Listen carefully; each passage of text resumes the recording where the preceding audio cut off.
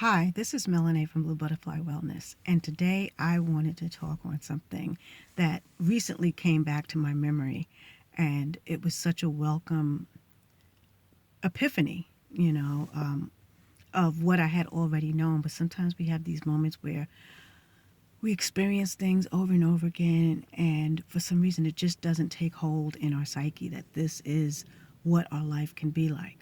And so I'm leaving this message so I can go back and remember and refer back to it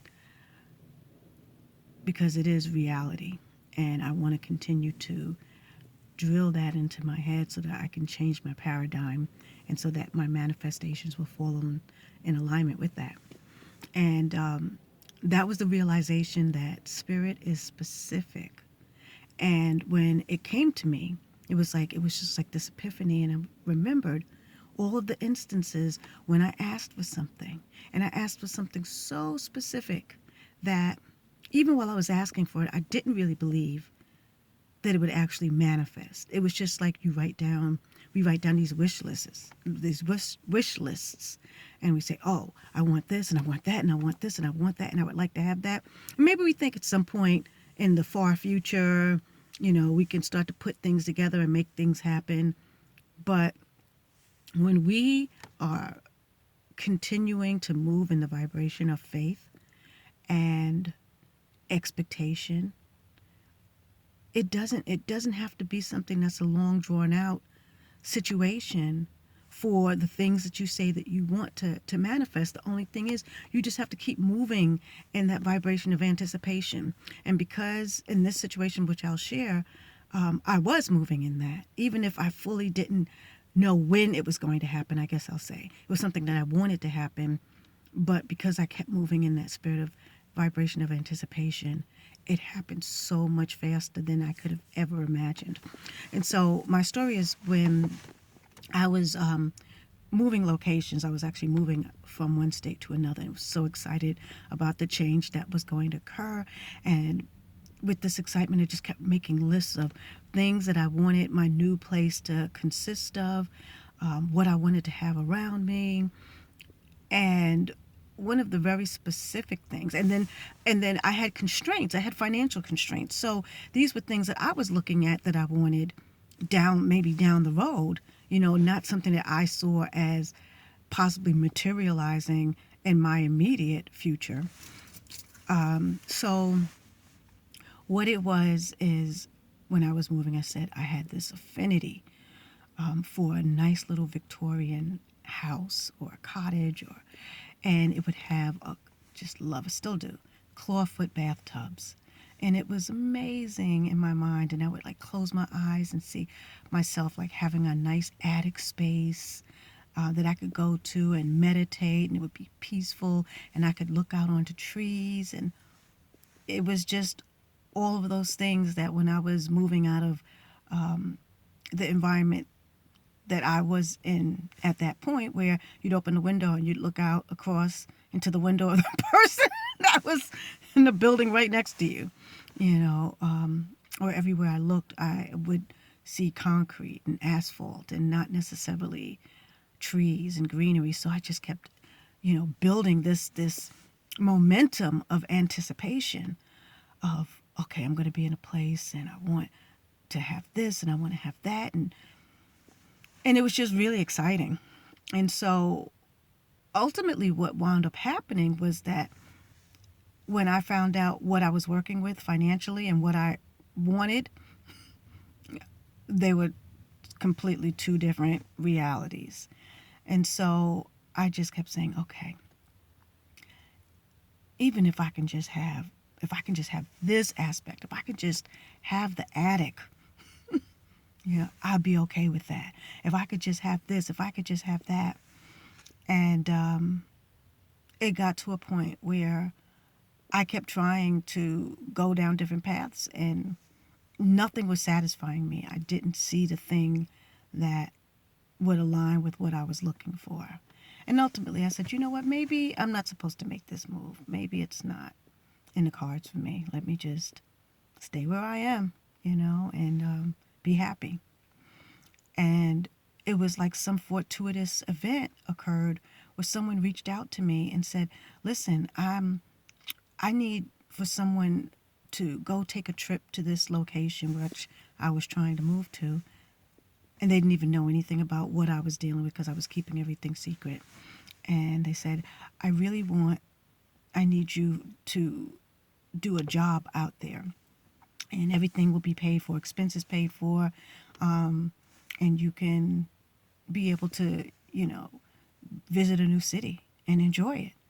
And I'm thinking, they don't even know that this is where I've been trying to go. Now I can actually be there and like walk around and be free and experience it from a different vantage point. And when I got there, I started immediately resuming my search for looking at places. And I think it was the first place that I looked at. And it just sounded so good to be true. And I'm thinking, this can't be, because I've been having such a hard time trying to find the things that I wanted. But I'm here. Let me give it a go. So I went, and as I'm walking, I'm looking at all of the things that I said I wanted. And I'm like, oh, this can't be. Oh, this can't be. And I'm like, this neighborhood is just like beautiful. It's close to transportation, it's greenery, it's trees. And then I went to the actual property, and it was like this, it was beautiful. Just a beautiful green lawn, white picket fence, Victorian house. And when I went to look at an apartment, is what it was.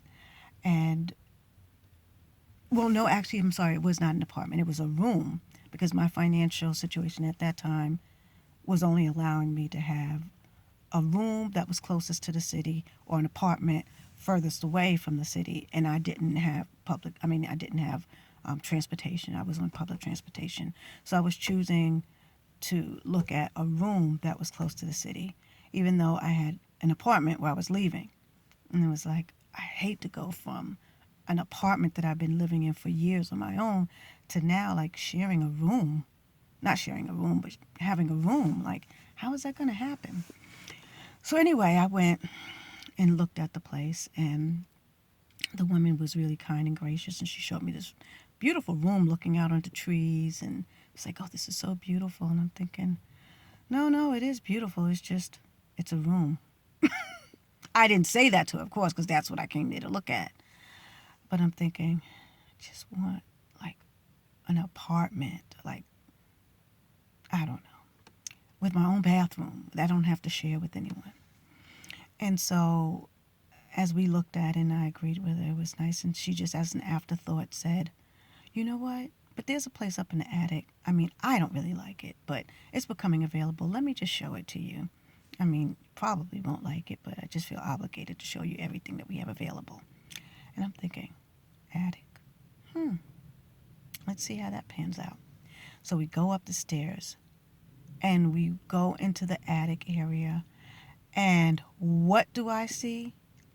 I see the two rooms. Like, one is a big room, and the other is like a smaller, like a study, or you can make it like into a small bedroom. And there was this huge bathroom with a clawfoot bathtub.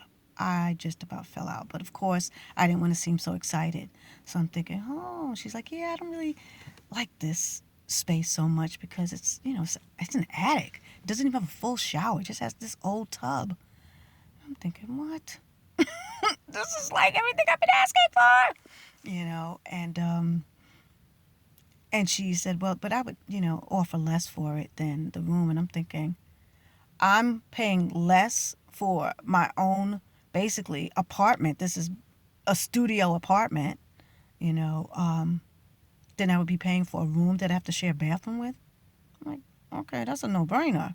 But she was so down on it that I was just like, well, I think I could make do with it. And she's like, really? You really want this? And I'm like, I'll make it happen. Don't worry about it. She was like, okay. So that's how I wound up having my first experience of everything I wanted. I would have my little sanctuary, my little attic space where I would be soaking. I would call it my office.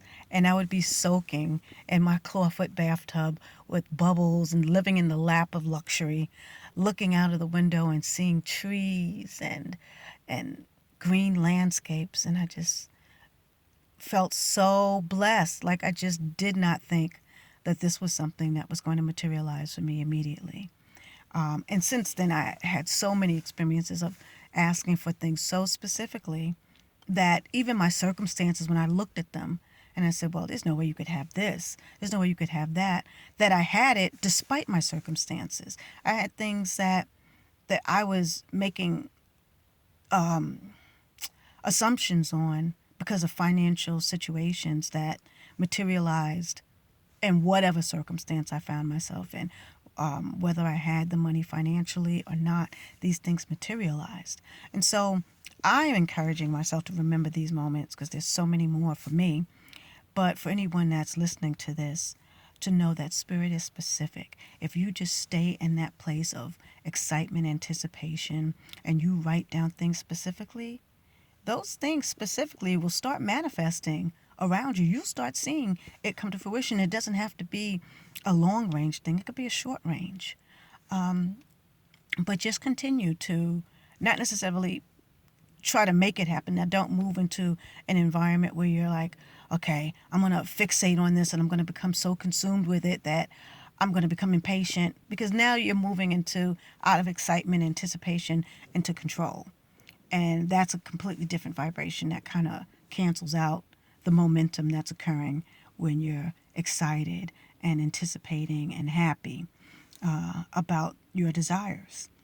And so, again, don't let the strength of your desires outweigh your ability to experience excitement where you are, right where you are, and enjoyment right where you are.